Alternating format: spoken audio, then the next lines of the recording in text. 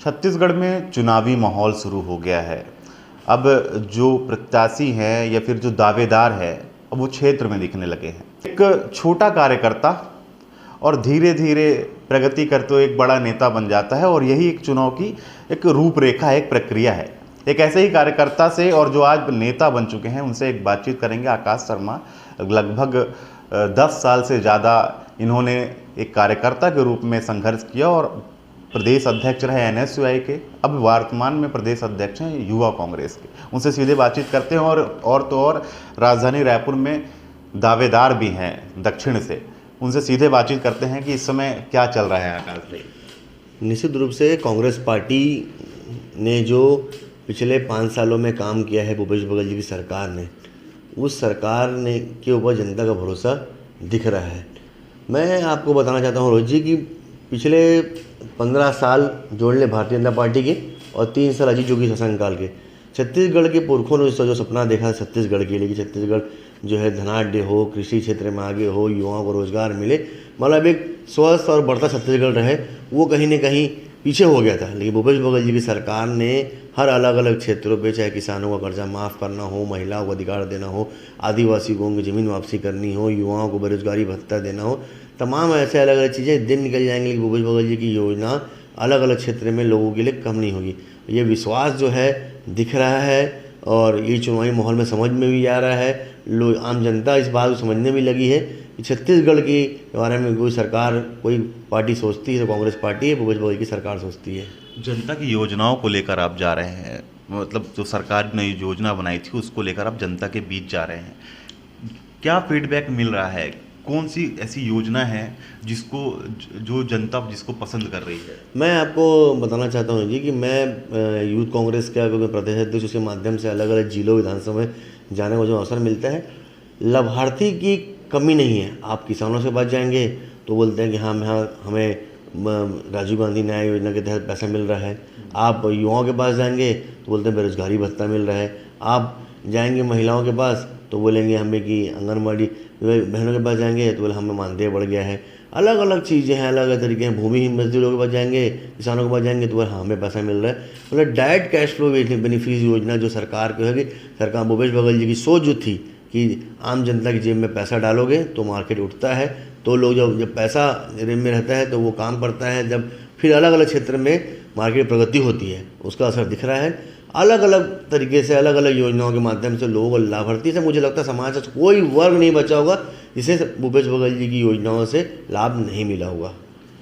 आप इस बार दक्षिण से चुनाव लड़ने की तैयारी में हैं, दावेदारी भी आपने कर दी है। एक बड़ी टीम है आकाश शर्मा के पास युवाओं की, कैसे उन युवाओं की टीम से जो दक्षिण का जो रण है, एक बार से चुनाव है, वो आकाश शर्मा जीतेंगे?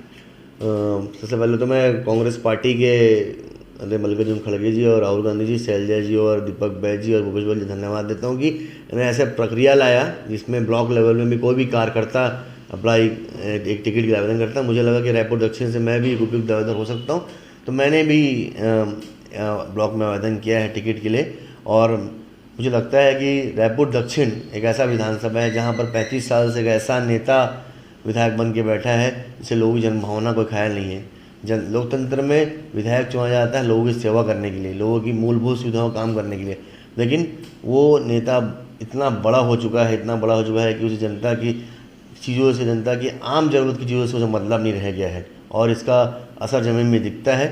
हम बूथ लेवल में जा रहे हैं, हम बूथ लेवल में यूथ कांग्रेस की टीम में खड़ा करने का प्रयास कर रहा हूँ। हर बूथ में हम लगभग सभी बूथों में हम यूथ कांग्रेस के लोग आइडेंटिफाई कर चुके हैं और अब हम अनुभाग की ओर बढ़ रहे हैं कि कैसे हम हैं। और एक बड़ा वर्कफोर्स जो है कांग्रेस पार्टी का, यूथ कांग्रेस का, सीनियर कांग्रेस का, महिला कांग्रेस का मिलकर तैयार हम कर रहे हैं। और मैं आपको बहुत भरोसे से करना चाहता हूँ, निश्चित रूप से कांग्रेस पार्टी 35 साल बाद इस सीट को जीतेगी और यहाँ पर कांग्रेस का विधायक बनने वाला है। पिछले विधानसभा चुनाव की अगर बात करें तो आप गुंडरदेही से लगातार तैयारी कर रहे थे, सक्रिय भी थे। पड़ोसी राज्य है मध्य प्रदेश, वहाँ भी एनएसयूआई के प्रदेश अध्यक्ष विपिन वानखेड़े, उनको भी चुनाव में टिकट मिला था। हालांकि वो हारे, उन्हें फिर टिकट मिला, वो जीते। आपको भी क्या ऐसा कोई टिकट देने का वादा किया गया था या फिर कोई ऐसा कोई बात हुई थी कि इस बार नहीं या फिर अगले बार? नहीं, ऐसा कोई तो बात होता नहीं है राजनीति में, लेकिन हाँ पिछले बार मैं वहाँ से दावेदार था, लेकिन कुछ कुछ कारणों से राजनीति बहुत सारी चीज़ें होती हैं, बहुत सा समीकरण होता है, अपने वो क्षेत्र है, पार्टी का सर्वे होता है, जाति का समीकरण होता है, बहुत से समीकरण होते हैं। मैं शायद तक मैं उपयुक्त नहीं रहा हूँगा उस समय, तो मैंने इस बार रिपोर्ट अच्छे से तैयारी की है। और पार्टी का अलग अलग मापदंड होता है, पार्टी का अलग अलग एक क्राइटेरिया बनाया जाता है इस पर, जो टिकट प्रणाली के लिए होता है। फिर टिकट सब चाहते हैं, सबको लगता है मैं जीत जाऊँगा, सबको लगता है टिकट मिलेगा तो मैं जीतूँगा, लेकिन पार्टी का जो अलग अलग सिस्टम बनाया था, पार्टी ने जो सिस्टम बनाया है, माननीय मुख्यमंत्री जी का सर्वे रहता है, सरकार शैलजा जी ने भी सर्वे कराया है, ACC ने सर्वे कराया, अलग अलग मानदंड होते हैं, उसमें जो खरा उतरेगा पार्टी इसको टिकट मिलेगी। लेकिन पार्टी टिकट किसको भी देगी, कांग्रेस पार्टी जो है इस बार इस विधायक सभा को जीत रही है। क्या लगता है इस बार छत्तीसगढ़ में जो 90 विधानसभा है उसमें से इस बार कांग्रेस पार्टी कितनी सीटें जीत जाएगी? 75 पार तुम्हारा नारा है ही, लेकिन जिस प्रकार से बयान हमारे नेताओं के आ रहे हैं, जिस प्रकार से लोगों को उत्साह मैं देख रहा हूँ कि लोगों का जो उत्साह है बना हुआ है कांग्रेस पार्टी के लिए, और लोग कांग्रेस भूपेश बघेल के लिए और कांग्रेस पार्टी कार्यकर्ता का जोश और आम जनता का प्यार जो मिल रहा है, मुझे लगता है कि 75 पार तो होगा ही होगा, और ज़्यादा ना बढ़ जाए। तो ये थे हमारे साथ आकाश शर्मा।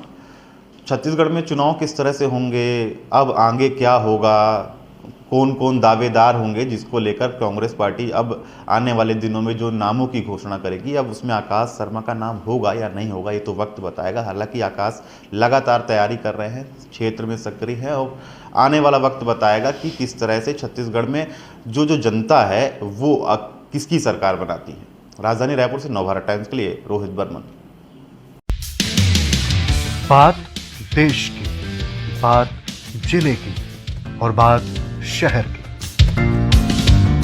खबर पर बात, असर पर बात, आपसे जुड़ी हर बात, अपने राज्य की हर बात, व्यवस्था और हालात, जोड़ते जाइए और जुड़ते जाइए।